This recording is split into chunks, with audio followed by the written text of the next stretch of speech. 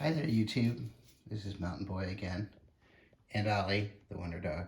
Say hi, Ollie. Anyway, so my investigation of chainsaws has continued since I had my Cobalt, I don't know what the model number of that is, 24V brushless saw. I decided to kind of return it, which was really interesting in its own right, since here in Oregon, Washington, we had kind of a pretty bad ice storm a few months ago, and there were signs all over the store basically saying how we weren't able to return chainsaws. And although I was able to prevail, I kind of showed the damage to the seating lugs that hold the bar in place, and I was able to kind of demonstrate that it wasn't like a return, it was more of a defective item. So thank you Lowe's, they kind of gratefully took it back. So anyway, I'll kind of get set up here. We'll do the unboxing of my new Makita. Okay, so here we go. Not only did I get the 16-inch Makita chainsaw, I bought a couple extra chains for it. I figure just kind of learning how to sharpen chain and learning how to use this saw will probably butter up this blade pretty good. All right, here we go. Moment of truth. I bought the Makita because out of all the choices, I think two reasons. Number one is it had the most kind of robust kind of internal around where the bar attaches.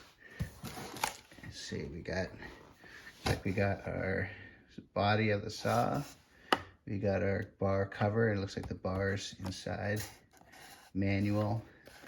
The other reason I bought this was it's actually a pretty good deal. It's expensive, it's probably one of the most expensive saws I was looking at, but it does come with an extra set of batteries. Looks like there's two, I believe these are 5 amp hour batteries, and there's meant to be, yep, here they are, 2 more 5 amp hour batteries. So yeah, the kind of DeWalt I was seeing was on sale, cheaper, but I don't think the DeWalt is as robustly built, and the batteries are certainly more expensive. So I'll be pretty excited to kind of give this new setup a try. I'll kind of unbox it and check back in with you, and we'll kind of look at the internal. Okay, so here is what came in the box. So obviously got the chainsaw body, 4 5 amp hour batteries, bar, guard, chain, manual, and the smart charger. You know, I think one other factor of the DeWalt versus the Makita is my understanding this is a smart charger that'll charge much more rapidly than the package one that comes with the DeWalt chainsaw. As far as the chainsaw itself, you know, this is what I really liked. I like the much better tensioning system, metal bars, the internals are metal on metal and on both sides. So hopefully this should be a saw that can certainly kind of, you can run for years to come and should be fairly robust. Certainly a lot more robust than the Cobalt. Although I have to admit, this is 3 times the cost. So, but I kind of learning that you really kind of get what you pay for. So it'll be interesting to put this together, and then we'll take a look together. Okay, here it is put together. One thing to note is how this works. This is basically just a simple, you can see the bolt that attaches, goes through the saw and provides the downward tension. And then this is the forward and back tension. So basically, essentially it's the chain tensioner.